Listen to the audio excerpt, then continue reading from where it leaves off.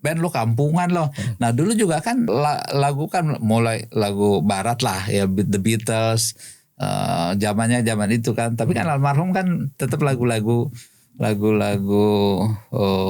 lokalnya Betawi gitu ya. Dan itu bilang, oh band lo kampungan lo kayak gitu kan. Akhirnya dijawab dengan ya supaya nggak lawannya juga kan nggak tersinggung, biarin gue kampungan asal rezeki gue kota gitu. Apa nasihat yang selalu diingat yang diberikan Babe Benyamin kepada Bang? Pokoknya kerja keras, lu jujur biar hidup lo nggak hancur. Pokoknya ya punya ilmu, kalau untuk akhirat ilmu akhiratnya, kalau dunia ilmu dunianya kita cari. Ya, sesuai dengan ini belajar sampai ke negeri Cina misalkan.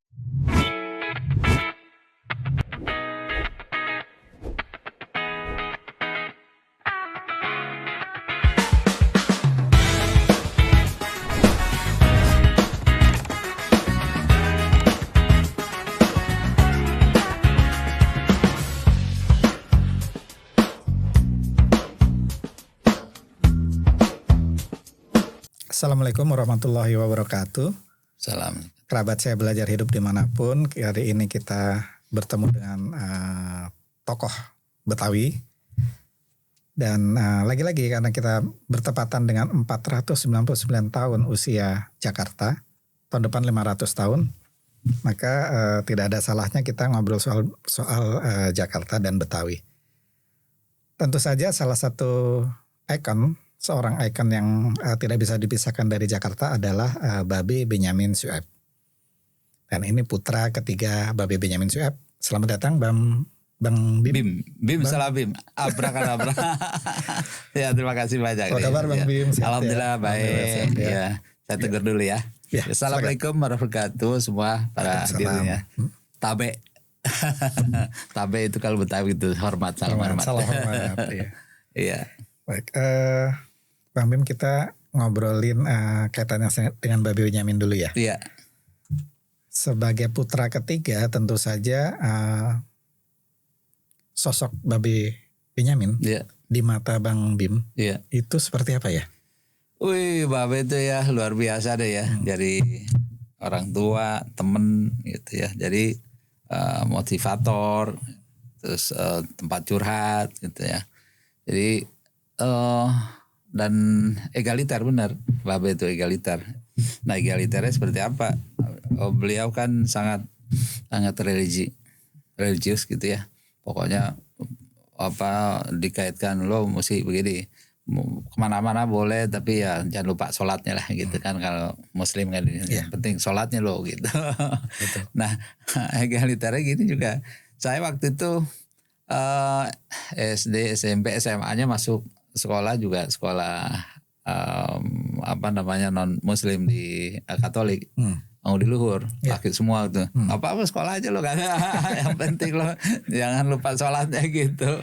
Jadi nggak ada masalah. Nggak ada masalah. Terus kita alhamdulillah juga kalau sekolah pokoknya Babe bilang pala di kaki di pala, pokoknya lu biar ada pokoknya gua biayain dah gitu ya. Kudu sekolah. Alhamdulillah anaknya ada yang di sekolah di Amerika. Abang saya dan saya juga di sana dulu di Denver, Colorado di Amerika Serikat.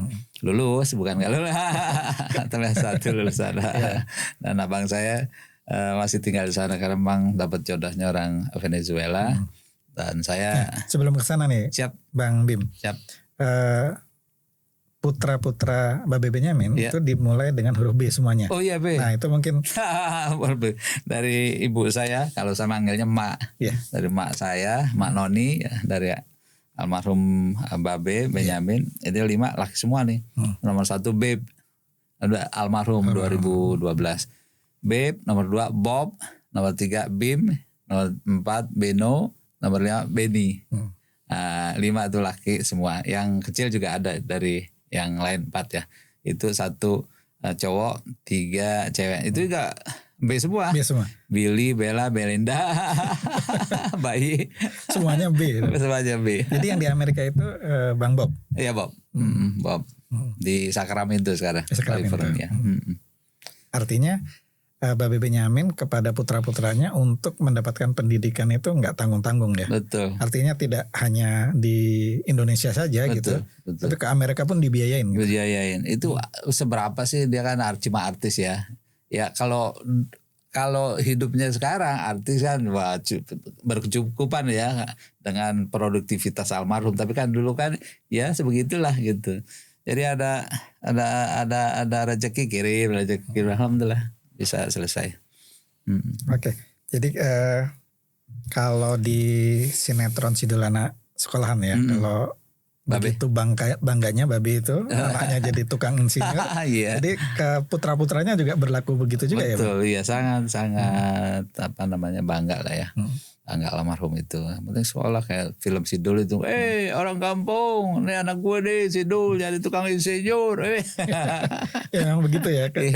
Kesehariannya untuk maka kadang-kadang ditanya, Bim, ente kayak ini nggak main film nggak? Enggak sih. Yang main tuh abang saya si Beb ya. Yeah. Beb, terus yang adik saya juga Beni juga bermain. Ngikutin main film. Bang Bim sama sekali nggak? Enggak. Pernah diajak tapi? Enggak juga ada. Mungkin saya pendiam kali dulu. Oh iya. Dan kalau lihat Babe Benyamin, itu kan salah satu tokoh multitalenta di dunia seni dan budaya kita ya.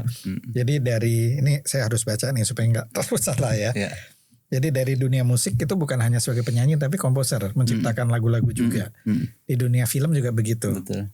Dan tidak kurang dari 50 film dibintangi dan 46 kalau dari catatan ini ya album lagu Babe Benyamin lagu iya. Kemudian prestasinya ini di meskipun orang mengenalnya sebagai pelawak ya, tapi memperoleh piala Citra untuk film yang aktingnya cukup serius lah. Di Intan Berduri tahun 73, kemudian Sidul Anak Modern tahun 77. Betul. Nah, seberapa bangga Bang Bim terhadap Babe? Bangga ya, sangat bangga. Kita sangat bangga keluarga ya, anak-anaknya karena memang almarhum talentanya seperti itu tadi luar biasa. Beliau itu ingin challenge ya, makanya kalau filmnya kan macam-macam. Genrenya macam-macam ya. Dia mau jadi ya Betawi, Sidul, terus juga yang Intan Berduri itu kontradiktif, artinya jauh benar. Yang satu humor, yang satu kan serius kalau yang itu ya, yang Intan Berduri. Terus juga dia mau jadi Tarzan, mau jadi cowboy, mau jadi apalagi tuh. Ya banyak yang jadi karakternya pengen mencobakan gue mau jadi ini ya, gue mau jadi ini kayak gitu. Dan lagu-lagunya juga seperti itu kan, ada lagu gambang, ada lagu blues, ada rock gitu, ada yang Sunda, ada yang Jawaan gitu. Dan orang menyebutnya itu mendahului zamannya. Jadi di eranya Babe Benyamin menyanyikan lagu-lagu blues, rock dan rap bahkan. Rap ada. Sim terima kasih sim pakum merah beng beng. Yang baru muncul di era tahun 90-an dan menjelang 2000-an kan. Iya. Tapi Bang Bem udah memulai itu ya. Almarhum. Iya, sudah mulai itu. Dan ini kan beliau tuh melihat sesuatu, ini nih dilihat itu, jadi inspirasi lagu, ada tukang ini panjat pinang, ini kawinan, ini ya pokoknya yang dilihat sehari-hari itu bisa jadi lagu dan semuanya jadi muatan lokal ya. Muatan lokal ya. Muatan apa yang lokal ditemuin sehari-hari di kehidupan masyarakat Betawi pada saat itu ya. Iya tuh. Dijadikan lagu oleh Babe Benyamin. Kemudian saya pernah baca juga profil Babe Benyamin di buku Muka Kampung Rezeki Kota. Nah ya. Apa itu Bang? Di dalam situ tuh mungkin bisa dijelaskan ke penonton kita nih. Iya kan, beliau tuh nggak marah. Dia emang sifatnya kan menghibur. Menghibur, dia nggak mau menyakiti orang gitu. Meskipun dia diledek, Ben lu kampungan loh. Nah dulu juga kan lagu kan mulai lagu barat lah ya, The Beatles, zaman itu kan. Tapi kan almarhum kan tetap lagu-lagu lokalnya Betawi gitu ya. Dan itu bilang, Ben lu kampungan lu kayak gitu kan. Akhirnya dijawab, dengan ya supaya nggak lawannya juga kan nggak tersinggung. Biarin gue kampungan asal rezeki gue kota gitu. Jadi nggak tersinggung kan orang gitu. Itu jadi buku profil Babe Benyamin juga yang banyak dibaca orang gitu. Kemudian selain dari film, musik, dunia lawak gitu. Babe Benyamin juga mendirikan Benz Radio. Ya. Itu gimana ceritanya? Sebelum Benz Radio emang dulu ada mendirikan Jiung Film dulu. Jadi ada beberapa produksi film itu ya. Tapi setelah itu udah enggak. Nah, memproduksi juga ya? Memproduksi. Itu dulu produser yang ini tuh Nawi Ismail. Yeah. Zaman Nawi Ismail ada Samsul Fuad. Jiung Film ya? Jiung Film. Sama siapa ya? Turino juga. Itu banyak lah kawan-kawan itu. Nah kesini memang Benz Radio itu tahun 90 mendirikan sama saya. Waktu itu saya baru pulang dari Amerika gitu ya, mendirikan. Terus almarhum bilang kita bikin radio karena memang berapa kali kan almarhum diundang di radio, enak juga nih ya punya radio kan gitu ya. Akhirnya mendirikan radio dengan nggak gampang juga waktu itu kan Pak Harmoko dan ya itu waktu itu peraturannya kan ketat juga. Akhirnya dapat setelah berdiri ini mau jadiin apa nih kan gitu kan. Ya kita alhamdulillah waktu itu saya juga almarhum dengan talentanya, dengan kemampuan macam-macam itu kan. Saya juga manajerial saya sedikit tahu gitu. Akhirnya ini kita ada positioning, harus ada nih positioningnya apa ya, lihat Benz Radio lihat Babe kan gitu ya. Dan saya memberikan namanya Benz biar gampang singkat. Jadi Benz Radio lah. Dan mengingatkan nama Babe. Iya. Ya. Benz ya. Mengingatkan nama Babe singkatan itu. Sampai tahun 1990 awalnya terus AM kan dulu berganti 92 kapan 85 frekuensi, dan itu juga dari dulu sampai sekarang frekuensi 106,2 FM itu kita tetap di ranking AC Nielsen ya. AC Nielsen itu 1, 2, 3 paling gitu. Jadi 3 besar sampai sekarang kita 1, 2. Untuk Jakarta ya. Untuk Jakarta, Greater Jakarta ya. Jabodetabek gitu. Dan kekuatannya memang muatan lokalnya besar di sana. Iya, jadi memang muatan lokal dari apa sih? Dari kontennya, dari siarannya. Kalau lagunya kita campur. Ada lagu dangdut ya, ada lagu pop, ada lagu Sunda, Jawa. Nah, kita fluktuatif aja, kita lihat mana yang lagi in gitu ya. Dulu makanya agak susah juga. Mohon maaf agak panjang yang ngomong Benz Radio nih. Jadi dulu dibilang Benz Radio radio dangdut. Enggak, bukan. Kita radio Betawi. Nah gitu. Jadi Betawinya gaya siarannya itu Betawiannya, bukan dari lagunya saja. Nah, ketika lagu pop itu naik, itu juga porsi popnya akan naik juga. Nah, kalau sekarang ini tantangan nih, zaman sekarang kalau media radio sama juga media cetak tantangan kan, dengan media elektronik, digitalisasi, sosial media, ini kan harus switching juga, harus cepat juga gitu. Nah, kita melihat bahwa media ya radio, Benz Radio harus bisa bagaimana bring it together antara tradisional Betawi dengan kekinian ya, Gen Z, Gen Alpha, Gen apa lagi tuh milenial kan gitu. Jadi harus memang menyentuh gen yang generasi yang baru. Betul, itu ya. Harus. Kalau tidak ketinggalan. Ketinggalan itu emang makanya kita combine ya. Combine misalnya ya programnya juga kekinian. Dan tetap kita membawa Betawi dan juga lokalitas kita bawa. Ya, kalau sekarang lagi musik koplo ya koplo kita naikin juga.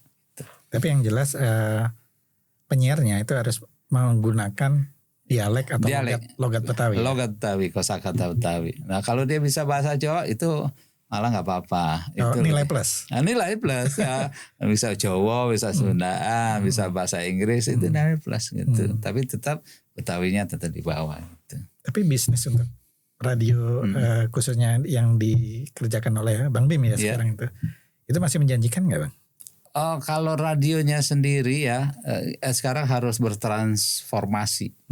Radio harus bertransformasi dengan digitalisasi udah harus dah ya. Audio visual itu kan udah satu yang melekat ya. Lalu juga harus melihat event-event. Jadi radio itu, media radio tidak saja sebagai profit center yang mengandalkan iklan, itu nggak bisa, malah jadi supporting malahnya. Dibikin event disupport oleh media ini kayak gitu. Terus juga kita langsung direct selling juga, bikin kayak TikTok ya, katakan sosial media. Bang Nona yang cangcinya babe ini nih kita nih jualan ini coba kayak gitu. Memang sudah eranya harus begitu. Udah eranya. Harus itu. Jadi kalau persaingan dengan streaming juga cukup ketat ya. Betul. Nah, ini juga harus disadari juga bahwa audio itu memang nggak fokus orang mendengarkan radio. Dia mendampingi pendengar itu beraktivitas ya di mobil gitu. Kan nggak bisa main gadget di mobil kan. Audio, dia juga yang lain bekerja apa gitu bisa kan ditemenin sama radio, audio itu. Jadi emang fungsinya nanti harus kita lihat tuh ceruknya di mana nih radio nih gitu. Jadi kalau yang kelas-kelas ini juga di pabrik kalau yang jahit misalnya kan, menjahit atau kerja apa kan, dia kan fokus patahnya, tapi ini ada hiburannya gitu. Jadi Babe Benyamin itu untuk mendirikan, mengelola Benz Radio itu juga sangat serius ya? Serius, sangat serius. Jadi memang bisa mengapresiasikan juga ya lagu-lagunya kan bisa dimunculkan. Dimunculkan terus-menerus ya, sehingga publik jauh lebih mengenal ya. Betul. Terus mengenai ini Bang Bim, pada 2022 kalau tidak salah itu jalan di Kemayoran ya, yang Jakarta International Expo yang sekarang digunakan untuk Pekan Raya Jakarta itu digunakan atau diresmikan menjadi nama Haji Benyamin Sueb. Betul. Itu gimana ceritanya? Jadi habis setelah wafat, Pemda DKI itu memberikan penghargaan, penghormatan kepada almarhum Benyamin ya karena memang almarhum itu lahir di Kemayoran. Betul. Dan itu ada ada jalan itu cukup panjang dari Kemayoran sampai ke Ancol itu di Pademangan. Kasih nama Haji Benyamin Sueb dan kita keluarga ya sangat bangga, terima kasih kepada pemerintah ya memberikan jalan itu. Dan di tengah itu kan ada bundaran, ada mau ditaruh patung statue sebenarnya, patung Benyamin Sueb, tapi keluarga kita nggak mau, nggak usah lah gitu ya. Akhirnya patung ondel-ondel ditaruh di situ. Oh ya, harusnya patung ondel-ondel itu patungnya Babe di situ. Iya. Nah ini ya terima kasih pemerintah daerah waktu itu ngasih juga bekas Kodim itu dijadikan di Jakarta Timur tuh di Jatinegara, dijadikan Taman Benyamin Sueb. Iya. Di Jakarta Timur. Taman Budaya Benyamin Sueb ya. Taman Budaya Benyamin Sueb. Tapi memang kalau kita melihat sih itu kalau bisa sih itu ditaruh di Jalan Benyamin Sueb itu kan. Jadi sangat melekat gitu. Iya. Bisa kalau memang dipindahin. Memang masalahnya kalau Kemayoran itu kan pengelolaannya oleh Seknek pemerintah pusat ya. Kalau yang di Jatinegara itu kan pemerintahan DKI. Masih Pemda ya. Pemda DKI. Waktu rencana menamakan jalan itu di area Kemayoran itu, keluarga diajak bicara. Artinya cocoknya di jalan yang ini, bukan di jalan yang area yang sana gitu. Iya. Diajak bicara. Diajak bicara sama pemerintah. Dan di dekat situ kan ada jalan Haji Ung. Oh iya. Itu dari kakek Babe ya? Kakeknya Babe. Jalan Haji Ung. Yeah. Haji Ung ya, itu kakeknya Babe. Betul. Tapi enggak sepanjang jalan Haji cuma jembatan aja tuh kecil. Iya. Memang dari sana ya Babe tinggal dan besar? Iya, lahir di sana. Sekitar Kemayoran. Iya, sekitar ya di sana. Dan tahun 5 Maret 1939 itu umur 2 tahun ditinggal ayahnya itu. Jadi memang udah yatim ya, yatim sejak balita umur 2 tahun. besar memang karena anak paling kecil. Anak paling kecil dari 9, insya Allah 9 ya. Itu tumbuh SD, itu memang senang menghibur. Jadi kaleng bekas apa suka keliling gitu, keliling kampung. Jadi bakatnya dari kecil udah untuk menghibur orang. Betul. Menghibur orang. Terus SMA di Taman Siswa dulu di Jalan Garuda Kemayoran itu cukup baik lah ya, Taman Siswa sampai sekarang juga masih dikenal. Dulu Ateng juga di sana. Ya, kalau dulu buat para penonton yang zaman dulu itu pasti di mana ada Babe Benyamin, di situ Ateng, Iska, Edisut, kan? Satu gerombolan permainan gitu ya. Linknya kalau sekarang anak-anak sekarang bilang linknya sekitar itu. Betul. Sama siapa S Bagio juga. Iya betul. Jadi alhamdulillah sampai sekarang pun itu almarhum masih menjadi inspirasi ya bagi banyak orang. Ya di kalangan artis humor maupun penyanyi gitu, bintang film, karena memang beliau itu kan all out di humornya, di filmnya, di lagunya juga. Ya. Yang tadi yang saya sampaikan bahwa multi talenta Babe Benyamin tuh nggak ada duanya. Betul. Karena hampir di semua bidang seni dan budaya tuh ada semua di sana. Betul. Itu tadi sebagai penyanyi bukan hanya menyanyi tapi menciptakan lagu. Pelawak bukan hanya pelawak tapi mengembangkan produser dia. Musisi daerah juga. Iya. Kemudian di film sebagai produser juga, pemain film juga gitu. Dan bukan hanya sebagai main film tapi pencapaian tertingginya ya meraih citra sebagai aktor terbaik itu. Betul. Jadi multi talenta memang. Betul. Agak sulit mencari pengganti dan pembandingnya. Dan mulai dikenal lebih luas untuk generasi setelahnya adalah ketika main di Sidul Anak Sukalahan. Betul. Ada cerita itu, betul. Bang Bim. Ya, memang almarhum ada periodenya tahun 70-an, terus tahun 80-an agak redup lah gitu ya. Terus muncul lagi di tahun 90-an itu sama Sidul, sama Rano Karno. Waktu itu sebenarnya juga saya mau bikin film itu Keluarga Sidul. Babe yang jadi idolnya sebenarnya. Cuma Babe bilang, udah kontrak sama Rano, ya udah gitu ya. Dan waktu itu emang almarhum lagi sibuk-sibuknya karena emang ada beberapa produksi film TV itu ya, jadi streaming.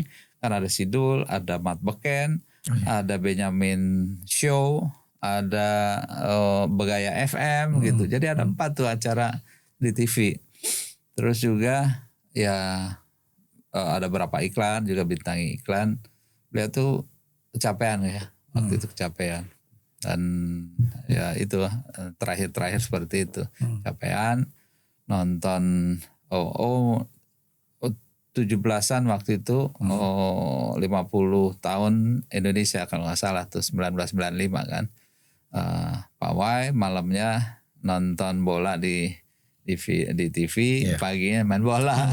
Main bola bukan sebaya, bukan 50-an tapi anak-anak muda. Dan itu kejadian 5 September 95 ya, Babe kemudian berpulang. Betul. Tapi tentu saja meninggalkan kesan mendalam buat kita semua. Saya nggak kenal Babe, tapi buat saya dan generasi pada saat itu melihatnya bahwa sangat ideal gitu menjadi contoh, dan tentu saja kita banggakan terhadap semua karya-karyanya. Betul. Makanya saya bilang tadi belum ada ini yang ganti. buat lagu-lagu yang begitu ya. Iya. Semua bisa. Anaknya juga nggak bisa. Kita suka bilang ini bercanda. Bim, lu nggak kayak Babe lu, ya enggak lah, beda gitu. Beda kan biasanya buah jatuh nggak jauh dari pohon. Iya, ini buah jatuh nggak jauh dari pohon tapi gelinding nyemplung nganyut lah. Jadi jauh Babe-nya. Gak pernah main film juga ya Bang Bim ya? Gak pernah main film yang juga. Main film Bang Bim? Beno Beni. Ya. Berarti hanya Bang Bim? Iya, Bob juga pernah nyanyi juga album dia. Kakak saya tuh. Saya aja nggak pernah. Iya. Pemalu kali itu. Pemalu. Mudah-mudahan sekarang nggak malu-maluin. Kemudian Mbak B. Benyamin itu pernah terjun ke politik nggak ya? Karena Bang Dim kemudian kan bergulat di politik juga ya. Nggak pernah kan? Almarhum nggak pernah. Pernah ditawarin dulu kan jadi anggota dewan, DPR nggak jadi apalah. Katanya bilang ada yang tawarin menteri gitu ya, nggak mau. Oh, pernah sampai ditawarin menteri? Beliau nggak begini aja, susah ntar gua kalau ya. Ya memang karakternya begitu ya. Iya. Tapi Bang Bim kemudian terjun ke politik. Iya, karena memang nggak bisa melawak juga deh. Dan kita melihat, jadi terjun politik juga mengalir aja sih ya. Waktu itu sekolah, terus pulang sekolah, ngelola band radio, banyak komunitas Betawi, kita melihat ini kok ya begini-gini aja gitu ya. Akhirnya waktu itu kan 2004 itu kita bikin Kongres Rakyat Betawi. Bagaimana nanti meningkatkan sumber daya masyarakat lokal kan ya.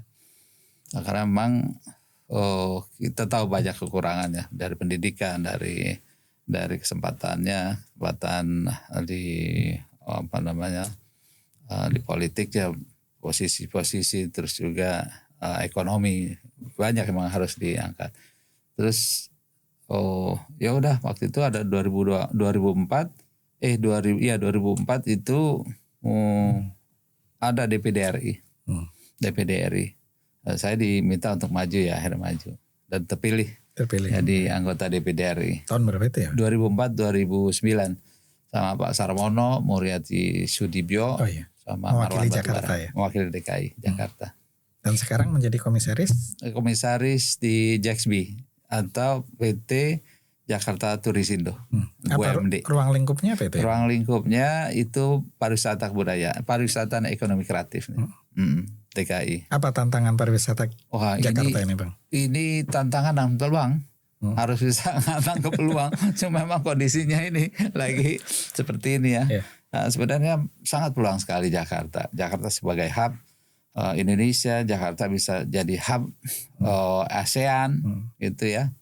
Karena memang negara kita negara besar ya, negara yang kaya dengan macam-macam ya lah, alamnya, budayanya. Coba negara mana yang punya budaya sebanyak Indonesia? Nggak ada gitu. Nggak ada. Nah ini sebuah peluang sebenarnya Jakarta.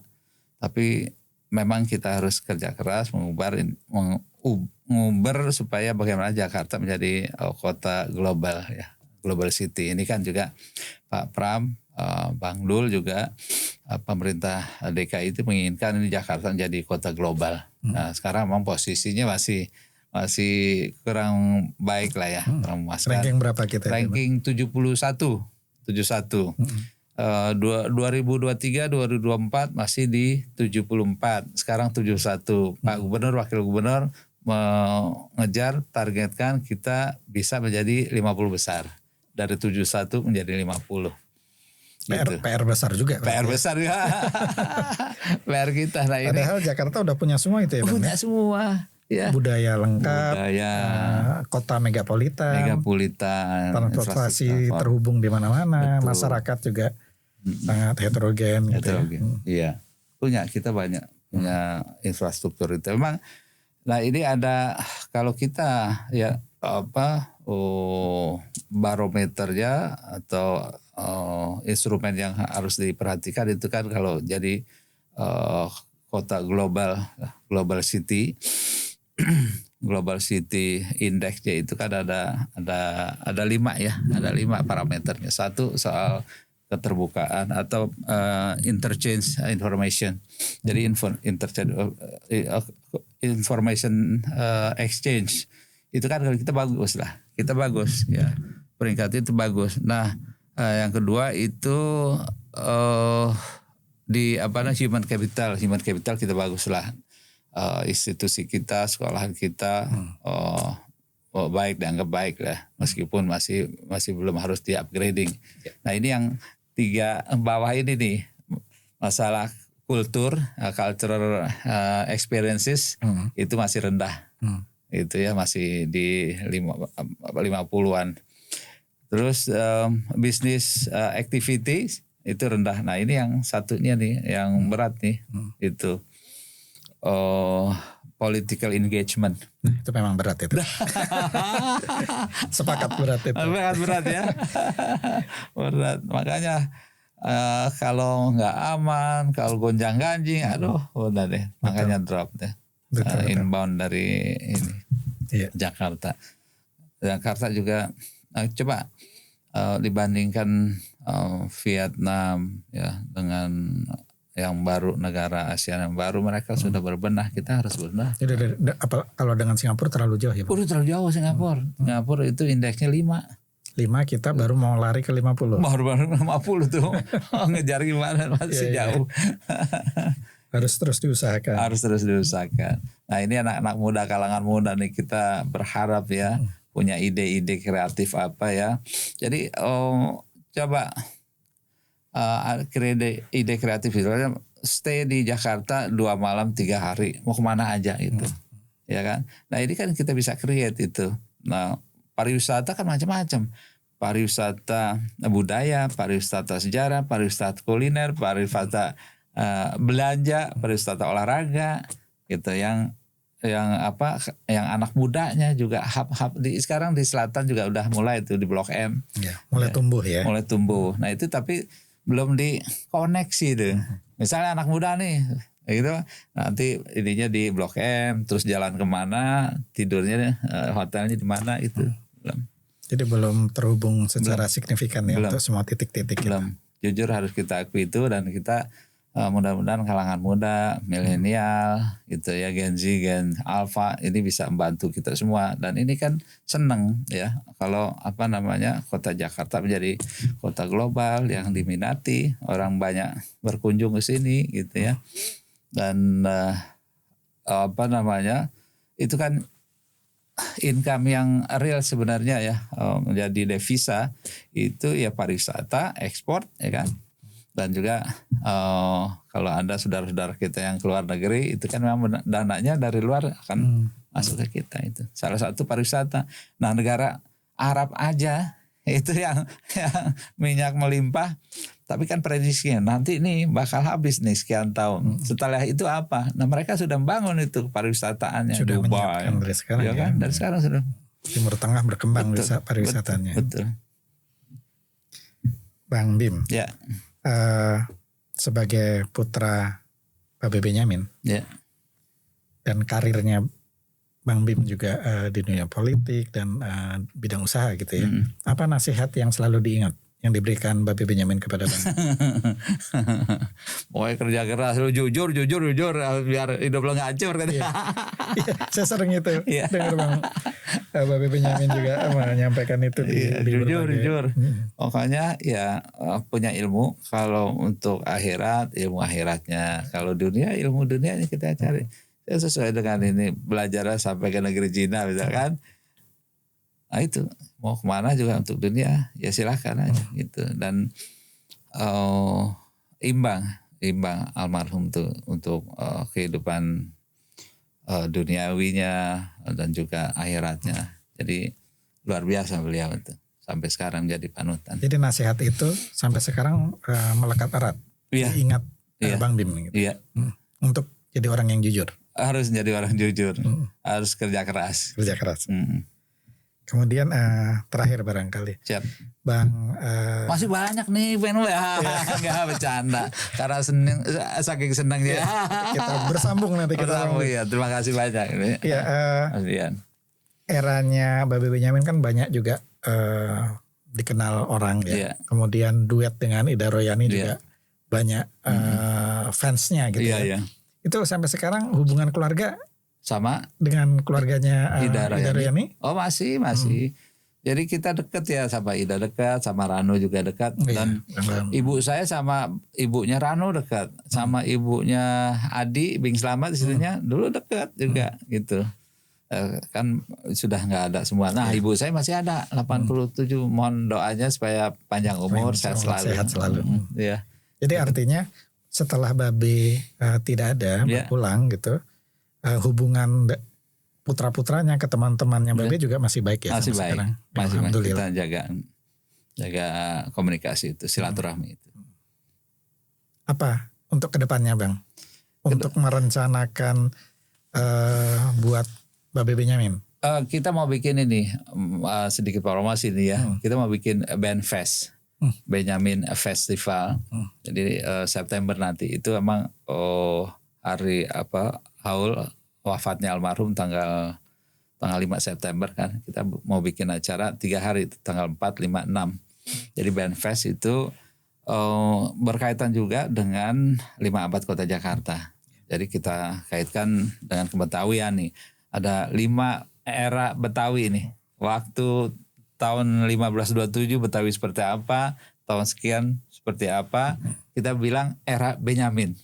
Era Benyamin seperti apa, era nanti ke depan seperti apa Betawi, dan future-nya Betawi seperti apa. Supaya apa? Supaya Benyamin S itu tetap dikenang sepanjang masa. Baik, terima kasih Bang Bim. Sama-sama. Sama dia dan ngobrolnya. Lagi-lagi nih memang kurang kita ngobrol. Masih banyak yang perlu kita bicarakan. Iya. Terima kasih banyak ini Mas Dian. Sudah diundang. Ya, sukses selalu. Ya. Terima kasih Bang Bim. Terima kasih. Terima kasih kerabat saya pelihara hidup. Begitu kita diskusi dan kita ngobrol bareng Bang Bim. Semoga ada manfaatnya. Terima kasih. Terima kasih.